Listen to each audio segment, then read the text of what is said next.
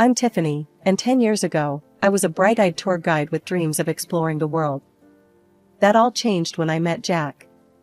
Jack was charming, successful, and swept me off my feet. We married quickly, and I thought I had it all.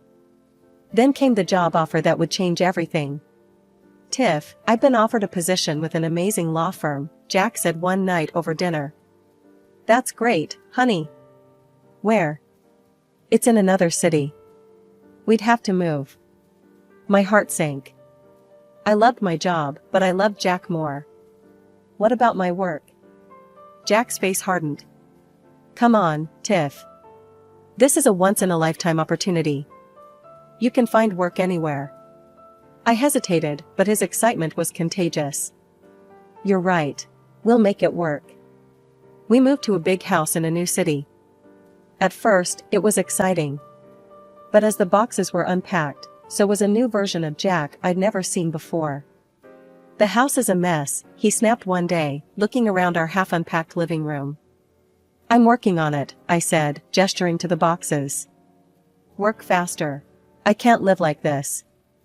I was taken aback, but brushed it off. He was under stress from the new job, I told myself. Weeks passed, and I struggled to find work. "Maybe I should look for a tour guide position here," I suggested one evening. Jack laughed. "Don't be ridiculous. You need to focus on the house. It's still not up to par." "But I want to work, Jack. I miss it." He stood up, towering over me. "I'm the one working, Tiffany. Your job is here, making sure everything is perfect for me. Got it?" I nodded, fighting back tears. This wasn't the man I married, but I was determined to make it work. Little did I know, this was just the beginning of a nightmare that would last for years. As the days turned into weeks, and weeks into months, I found myself trapped in a routine of endless housework and walking on eggshells. Jack's demands grew more unreasonable, and his temper shorter. One day, I suggested hiring a housekeeper to help with the workload. Jack's face turned red. "Are you kidding me? You want to waste my hard-earned money on something you should be doing? This is your job, Tiffany. If you can't handle it, maybe you're not cut out to be my wife." His words stung, but I swallowed my pride. "You're right, I'm sorry. I'll try harder." And try harder I did. I threw myself into being the perfect housewife, hoping it would bring back the man I fell in love with. But the more I did, the more Jack expected. As his career soared, our relationship plummeted. I watched from the sidelines as he became a celebrated lawyer, all while I faded into the background, a ghost in my own home. As the years passed, I became a master of social media management, running Jack's accounts from behind the scenes. It was ironic, I crafted the image of a successful, happy couple while living a lie. One evening, as I was preparing dinner, Jack stormed in, slamming the door. "Rough day?" I asked, trying to keep my voice steady. "Shut up and get my food ready," he snapped. I quickly plated the meal I'd spent hours preparing. Jack took one bite and spat it out. "This is disgusting. Can't you do anything right?" Before I could respond, he swept the plate off the table. It shattered on the floor, food splattering everywhere. "Clean it up," he growled, standing over me as I knelt to pick up the broken pieces. Tears stung my eyes, but I didn't dare let them fall. This had become our new normal. The next day, determined to do better, I spent hours cooking Jack's favorite dish. As I set the table, I realized with horror that I'd forgotten the bread. Jack walked in, loosening his tie. "Where's my food?" "Coming right up," I said, hurrying to serve the soup. He sat down, looked at the table, and exploded. "Where's the bread? Are you really this incompetent?" In one swift motion, he knocked the bowl off the table. Hot soup splashed across my leg, and I couldn't hold back a scream of pain. "God, you're so stupid," Jack muttered, leaving me alone with the mess and my burning skin. As I cleaned, sobbing quietly, a thought hit me like a thunderbolt. How did I let it get this bad? When did I become the shell of a person? The next morning, I woke up with a resolve I hadn't felt in years. I couldn't live like this anymore. "Jack, I said as he was about to leave for work, I can't do this anymore.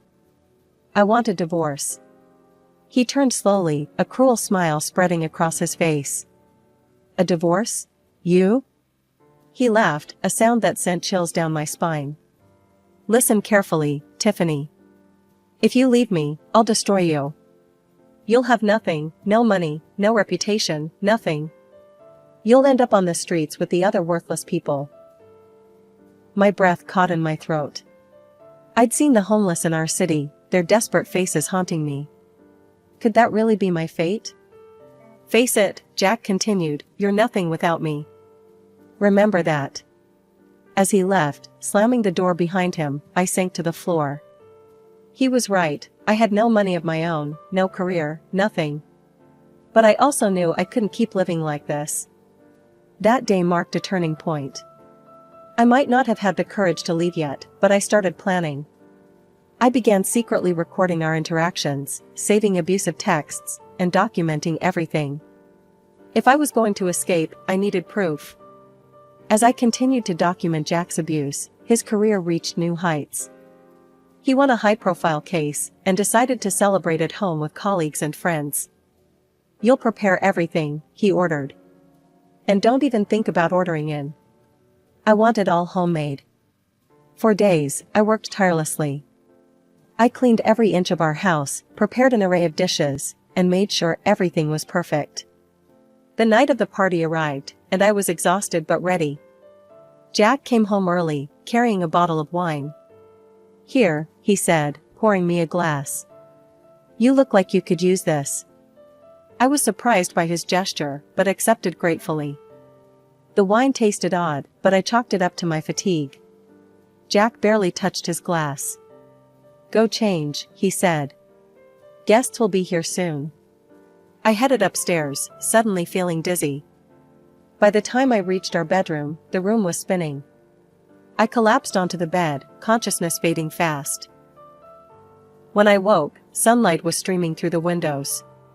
Confused and groggy, I made my way downstairs. Jack's mother, Margaret, was in the kitchen. Her face contorted with disgust when she saw me. Well, look who finally decided to grace us with her presence, she sneered. You should be ashamed of yourself. What happened? I asked, my head pounding. What happened? You got drunk and embarrassed my son in front of all his colleagues, that's what happened. Margaret's voice rose with each word. He had to call me to help entertain, because his wife was passed out drunk upstairs. I felt sick. No, that's not possible. I only had one glass of wine. Oh, save it, Margaret cut me off. I always knew you weren't good enough for my Jack. Now everyone knows what a mess you are. As Margaret continued her tirade, fragments of memory surfaced. The strange taste of the wine. Jack barely drinking his. The sudden onset of dizziness. He drugged me, I whispered to myself, the realization hitting me like a truck.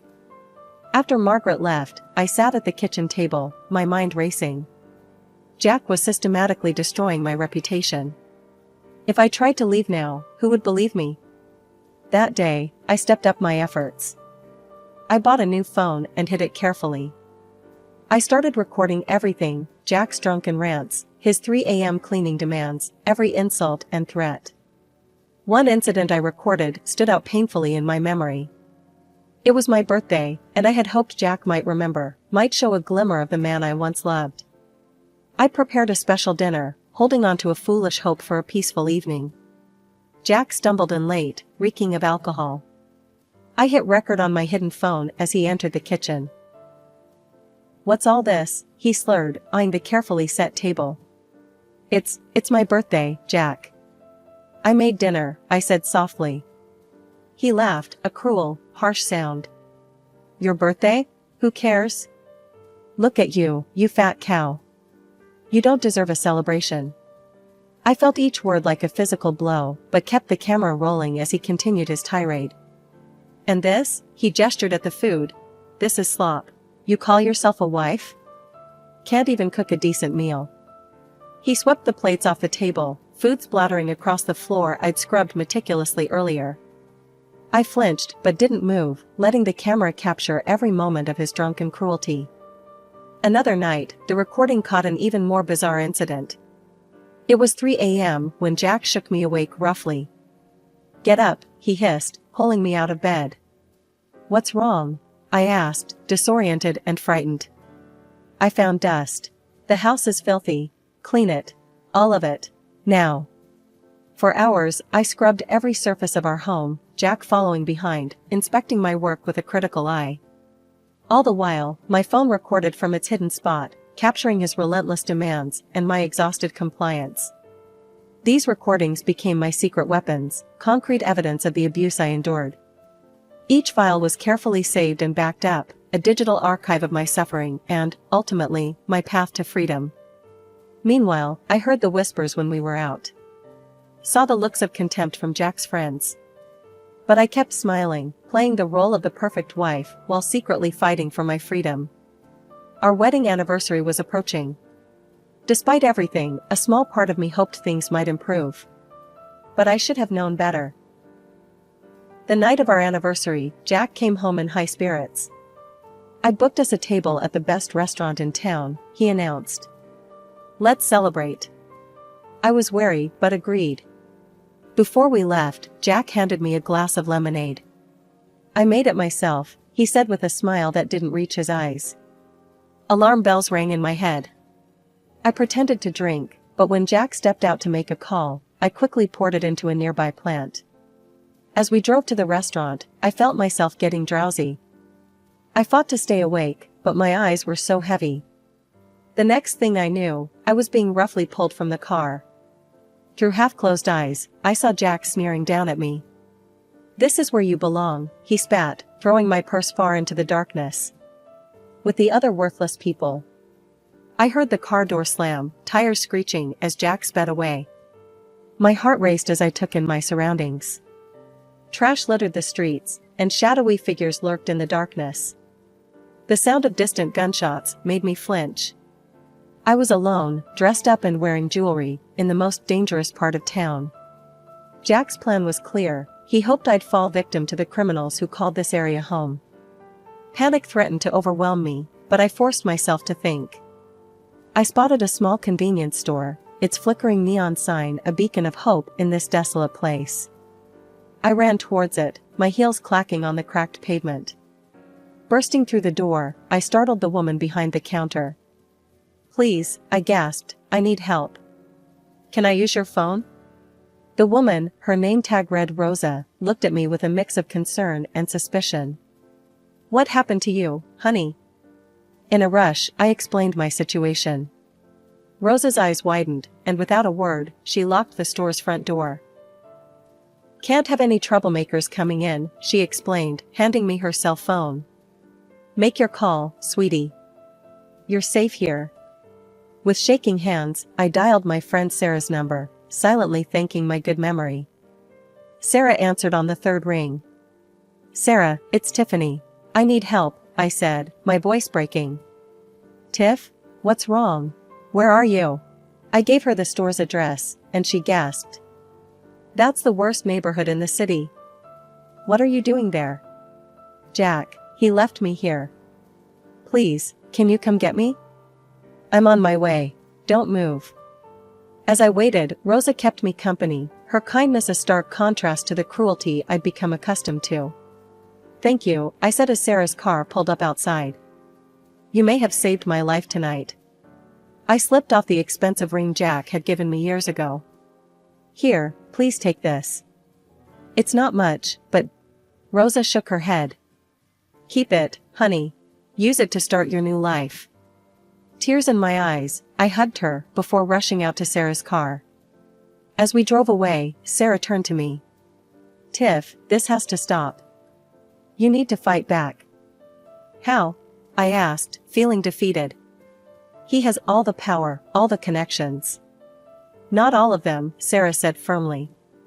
"I have a friend who works in television. It's time to tell your story." The next few days were a whirlwind. Sarah's friend, a producer named Lisa, arranged for me to appear on a popular talk show. The lights were blinding as I walked onto the set. The host, a kind-faced woman named Angela, greeted me warmly.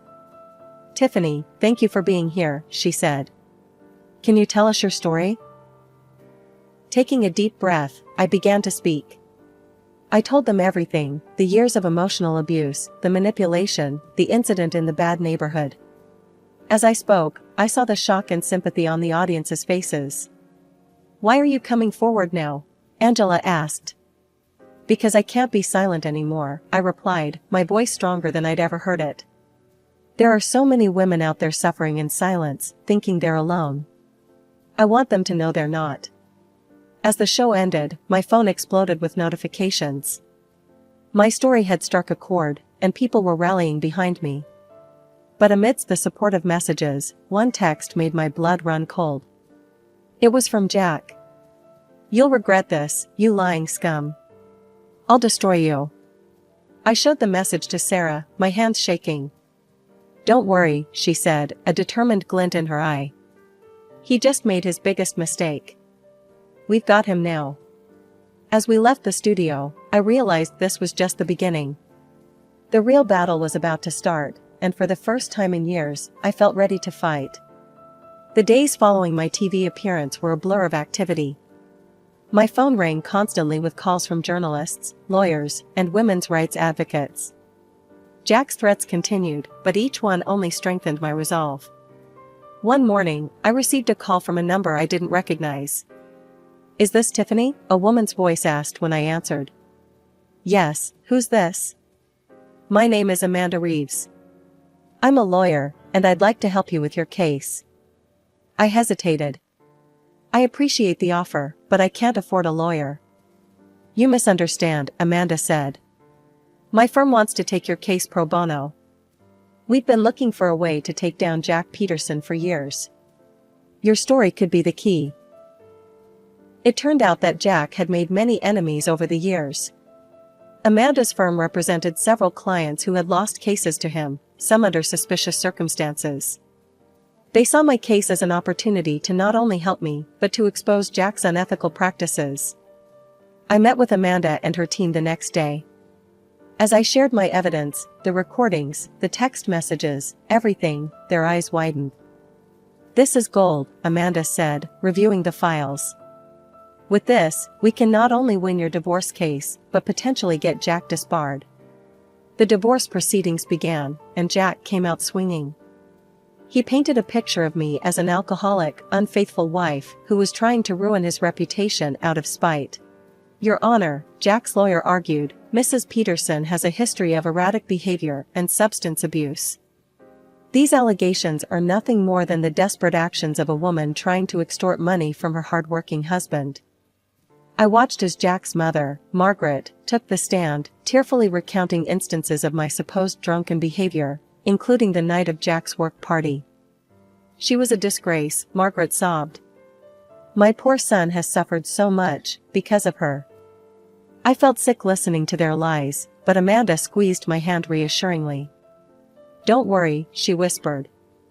"We're just getting started." When it was our turn to present evidence, Amanda was ruthless. She played the recordings of Jack's abuse, showed the threatening text messages, and presented a timeline of his escalating behavior. "And now," Amanda said, "I'd like to call Sarah Thompson to the stand." Sarah recounted the night she picked me up from the dangerous neighborhood, her testimony corroborating my story. "Objection," Jack's lawyer shouted. "This is hearsay." "Overruled," the judge said. "Continue, Ms. Thompson." Next, Amanda called Rosa, the convenience store clerk, to testify. Rosa described my state when I entered her store that night, and how she had to lock the door for my safety. Jack's face grew redder with each testimony. I could see him seething, his carefully constructed facade crumbling. The final blow came when Amanda presented a toxicology report. "Your Honor, we had Mrs. Peterson's hair tested for long-term drug exposure. The results show traces of sedatives, consistent with her account of being drugged by Mr. Peterson." The courtroom erupted in murmurs. Jack leapt to his feet, shouting, "She's lying.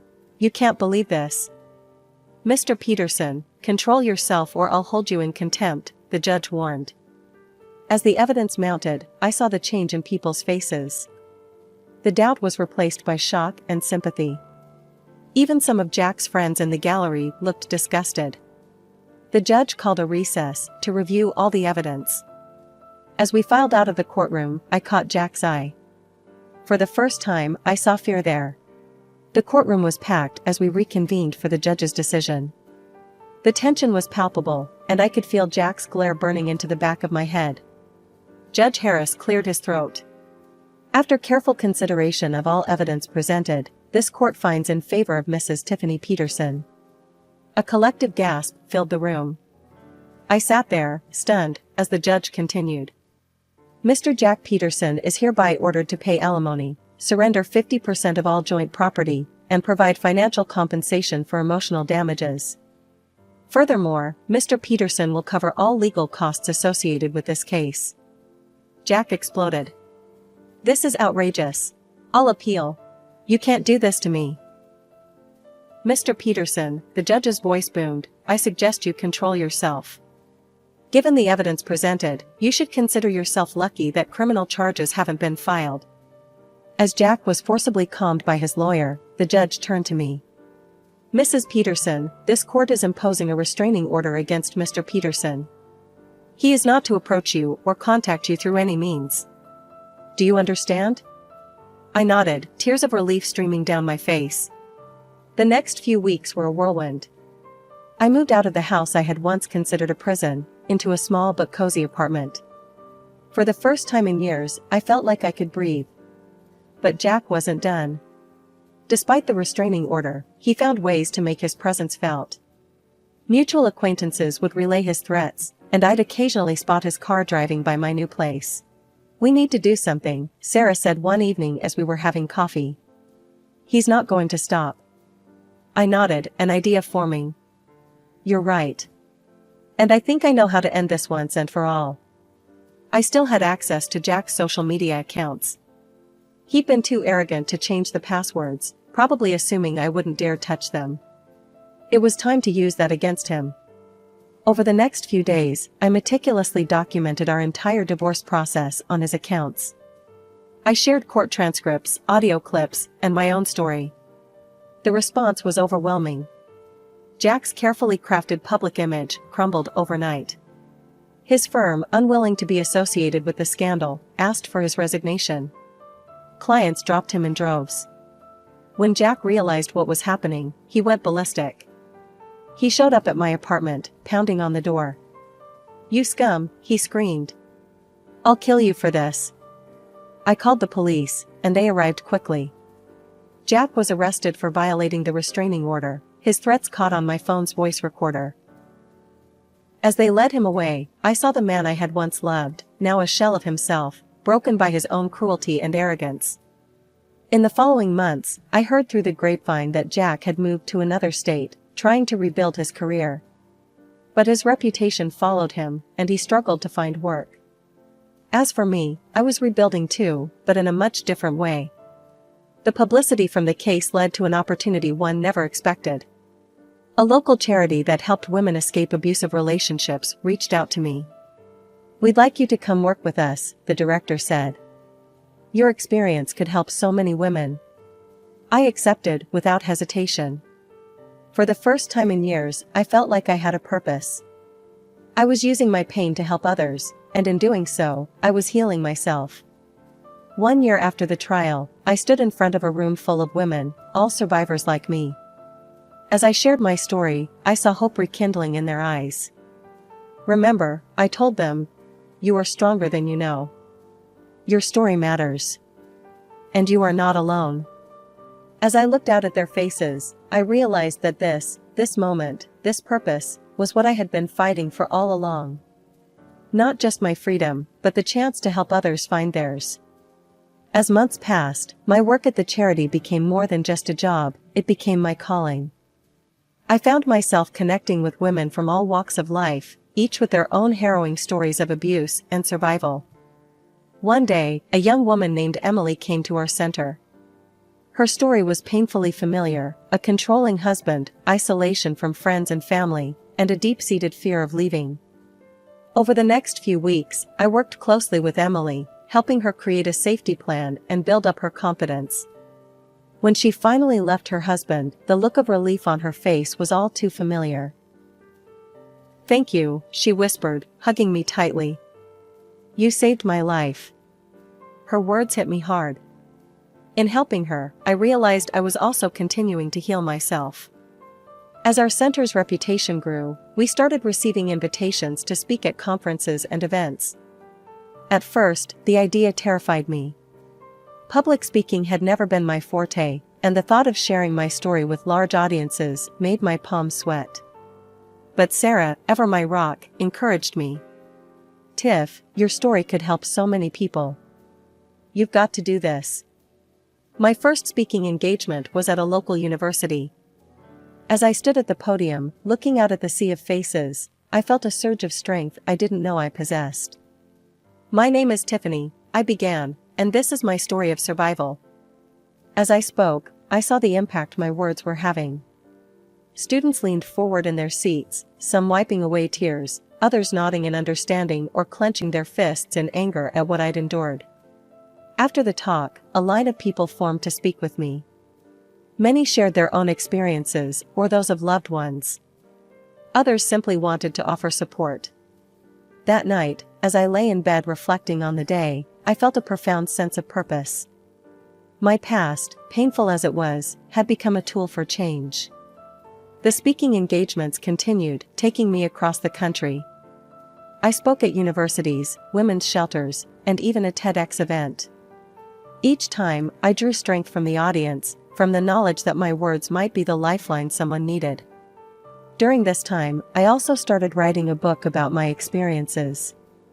It was a grueling process, forcing me to relive some of my darkest moments. But it was also cathartic, allowing me to process my trauma in a new way. The day my book was published was surreal.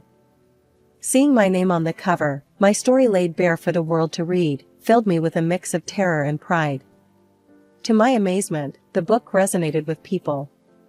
It climbed the bestseller lists, and I soon found myself doing interviews on national television. During one such interview, the host asked me a question that made me pause. "Tiffany, after everything you've been through, do you have any regrets?" I thought for a moment before answering. "I regret the years I lost to fear and abuse. But I don't regret my journey.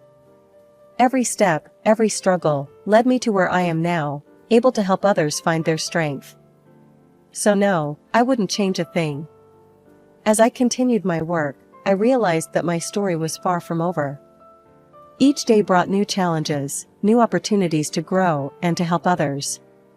The scared, silenced woman I once was had become a voice for the voiceless, a beacon of hope for those still trapped in the darkness I had escaped.